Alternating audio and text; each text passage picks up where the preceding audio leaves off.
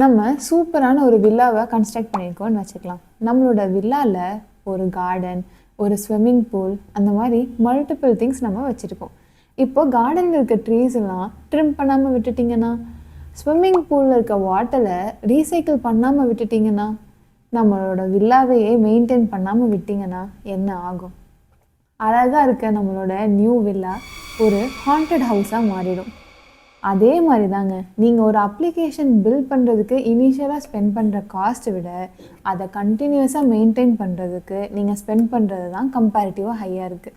Maintainability அப்படின்னா என்ன அப்படிங்கிறத இந்த வீடியோவில் நம்ம டீட்டெயிலாக டிஸ்கஸ் பண்ணலாம். ஹே ஃபோக்ஸ், வெல்கம் டு ப்ராசஸ் வித் பவி. நான் டெக் ரிலேட்டடாக அப் டு டேட்டில் இருக்கணும்னு நினைக்கிறேன். நீங்களும் இருக்கணுமா? அப்போ வாங்க ஒன் பை ஒன்னாக ப்ராசஸ் பண்ணலாம்.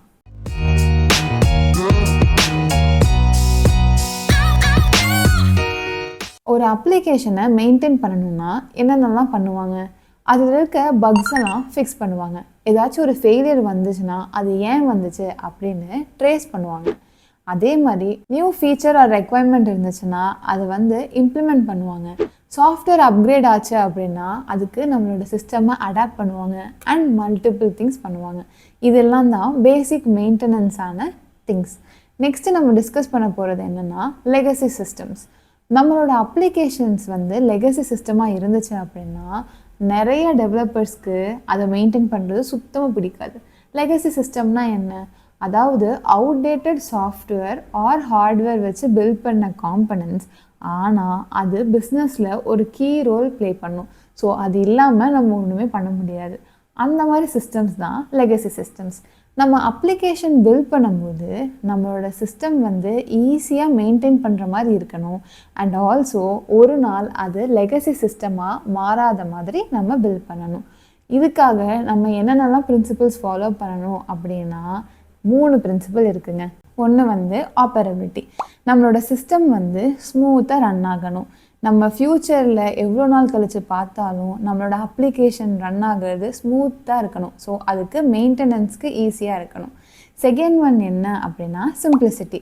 காம்ப்ளெக்ஸான ஒரு ஸ்ட்ரக்சர், காம்ப்ளெக்ஸான கோட் ஃபார்மேட்லாம் வச்சு நியூ டெவலப்பர்ஸ் நம்ம டீமுக்கு வந்தால் அதை அண்டர்ஸ்டாண்ட் பண்ணுறதுக்கு கஷ்டமாக இருக்க மாதிரி இருக்கக்கூடாது, சிம்பிளாக இருக்க மாதிரி இருக்கணும். ஸோ அதுதான் சிம்பிளிசிட்டி. தேர்ட் ஒன் என்ன அப்படின்னா evolvability. நமக்கு new feature or new use case வருதுன்னு வச்சுக்கோங்க, அதை நம்ம ஈஸியாக இன்டகிரேட் பண்ணுற மாதிரி இருக்கணும்.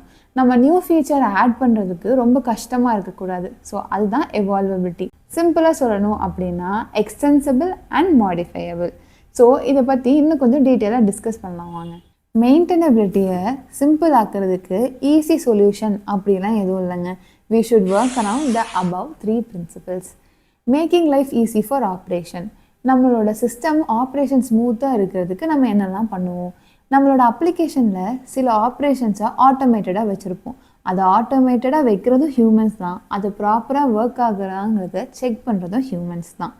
நம்மளோட சிஸ்டமுக்கு கண்டினியூஸாக ஒர்க் ஆகுறதுக்கு ஆப்ரேஷன் டீம் ரொம்ப இம்பார்ட்டண்ட். அவங்க நிறையா செக் பண்ணுவாங்க அண்ட் அவங்க மேஜர் ரோல் ப்ளே பண்ணுறாங்க. என்னென்னலாம் பண்ணுவாங்க? நம்மளோட சிஸ்டமோட ஹெல்த்தை மானிட்டர் பண்ணிக்கிட்டே இருப்பாங்க.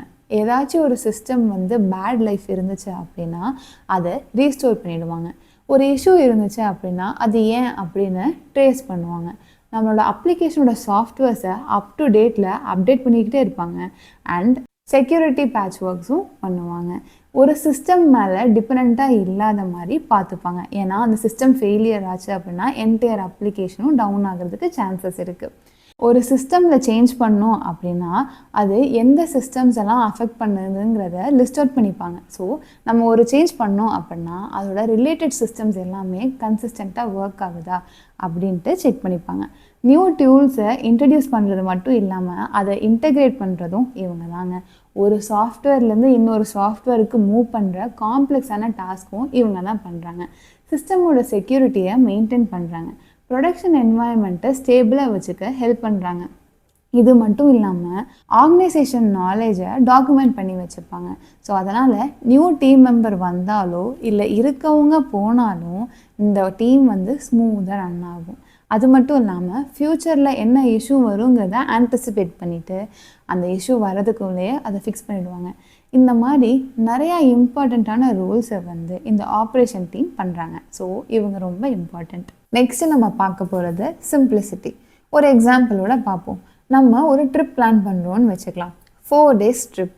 நம்ம ஒரே ஒரு பிளேஸில் அதுவும் ஒரே ஸ்டேயில் தான் இருக்க போகிறோம். அப்படின்னா நம்மளோட பிளானிங் வந்து ரொம்ப சிம்பிளாக இருக்கும். அதை விட இப்போது நெக்ஸ்ட்டு வந்து 20 days பிளான் பண்ணுறோம். அதுவும் 15 places கவர் பண்ணணும்.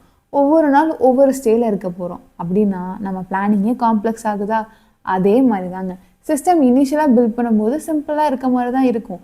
ஆனால் நியூ ஃபீச்சர்ஸ் ஆட் பண்ணும்போது அது காம்ப்ளெக்ஸ் ஆகிட்டே போகிறதுக்கான சான்சஸ் வந்து ஹையாக இருக்குது. காம்ப்ளெக்ஸான சிஸ்டமாக இருந்துச்சு அப்படின்னா அதில் ஒர்க் பண்ணுற டெவலப்பர்ஸ்க்கு அதை அண்டர்ஸ்டாண்ட் பண்ணுறதும் கஷ்டமாக இருக்கும். ஏதாச்சும் ஒரு இம்ப்ளிமெண்ட் பண்ணாங்க அப்படின்னா அது வந்து டைம் கன்சியூமிங்காக இருக்கும். ஸோ அதனால் என்ன நடக்கும்? மெயின்டெனன்ஸோட காஸ்ட் வந்து இன்க்ரீஸ் ஆகும். காம்ப்ளெக்ஸ் சிஸ்டம்னு சொல்கிறோமே, அது எப்படி இருக்கும்? ஒரு சிஸ்டம் எப்போ காம்ப்ளெக்ஸ்ன்னு சொல்கிறோம் அப்படின்னா அதோட டிபெண்டன்சிஸ்லாம் வந்து ரொம்ப இன்டர் ரொம்ப இன்டர் கனெக்டடாக காம்ப்ளெக்ஸான ஸ்ட்ரக்சரில் இருக்கும். அதே மாதிரி மாடியூல்ஸ்லாம் வந்து டைரெக்டாக சிம்பிளான கனெக்ஷன் இல்லாமல் ஒரு காம்ப்ளெக்ஸான கனெக்டிவில், அதாவது டைட்லி கப்பிள்டாக இருக்கும். நம்ம நேமிங் கன்வென்ஷன்ஸ்லாம் வந்து ஃபாலோ பண்ணாமல் ரேண்டம் நேம்ஸ் கொடுத்து வேரியபிள்ஸ் டிக்ளேர் பண்ணுறது, மெத்தட்ஸ் யூஸ் பண்ணுறது. ஸோ அதனால் வந்து அண்டர்ஸ்டாண்ட் பண்ணுறதுக்கே கஷ்டமாக இருக்கும். இது மட்டும் இல்லாமல் ஒரு சிஸ்டம் கான்ஃபிகரேஷன் கவுண்ட்ஸ் இருக்குது பார்த்தீங்களா, அந்த வேரியபிள்ஸோட கவுண்ட் வந்து நம்மளோட அப்ளிகேஷன் காம்ப்ளெக்சிட்டி இன்க்ரீஸ் ஆக அந்த கவுண்ட்டும் இன்க்ரீஸ் ஆகிக்கிட்டே வரும். அண்ட் இந்த மாதிரி நிறைய ஃபீச்சர்ஸ் இருக்கும் ஒரு காம்ப்ளெக்ஸ் சிஸ்டமில். ஸோ ஒரு காம்ப்ளெக்ஸ் சிஸ்டமை பில்ட் பண்ணோம் அப்படின்னா நம்மளோட மெயின்டெனன்ஸ் காஸ்ட் வந்து இன்க்ரீஸ் ஆகுது அப்படிங்கிறது மட்டும் இல்லாமல் அதில் ரிஸ்க் ஃபேக்டர்ஸும் இருக்குது. ஏதாச்சும் ஒரு கோட் சேஞ்ச் பண்ணுறோம் அப்படின்னா ஒரு பக்கை இன்ட்ரடியூஸ் பண்ணுறதுக்கான பாசிபிலிட்டிஸ் வந்து ரொம்ப ஹையாகவே இருக்குது. ஸோ அதனால் சிம்பிள் சிஸ்டம் டிசைன் பண்ணுறது அப்படிங்கிறது ரொம்ப இம்பார்ட்டண்ட். சிம்பிள் சிஸ்டம்னு சொன்ன உடனே நீங்கள் கம்மியான ஃபீச்சர்ஸ் இருக்கும் அப்படின்ட்டு தப்பாக மட்டும் ஜட்ஜ் பண்ணக்கூடாது. சிம்பிள் சிஸ்டம்னா சிம்பிள் டிசைன் இருக்கணும், ஆனால் ஃபீச்சர்ஸில் காம்ப்ரமைஸே இருக்கக்கூடாது. ஸோ இதை நம்ம எப்படி பண்ணலாம்? ஆக்சிடென்டல் காம்ப்ளெக்சிட்டிஸை அவாய்ட் பண்ணலாம்ல.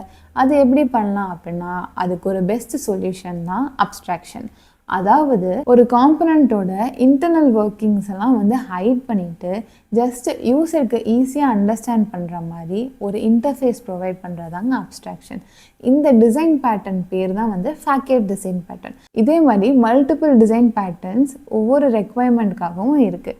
அதை இன்னும் டீட்டெயிலாக அண்டர்ஸ்டாண்ட் பண்ணணும் அப்படின்னா நம்ம சேனலுக்கு சப்ஸ்கிரைப் பண்ணி பெல் ஐக்கன் கிளிக் பண்ணிக்கோங்க. ஸோ நாங்கள் நியூ வீடியோ போட்டோடனே நீங்கள் டக்குன்னு பார்த்துடலாம். இந்த வீடியோவோட last concept evolvability, making changes easy. நம்ம ஒரு அப்ளிகேஷன் பில்ட் பண்ணுறோன்னு வச்சுக்கலாம். அது ரெக்குவயர்மெண்ட்ஸ்லாம் பார்த்து நம்ம டெவலப் பண்ணுறோம்.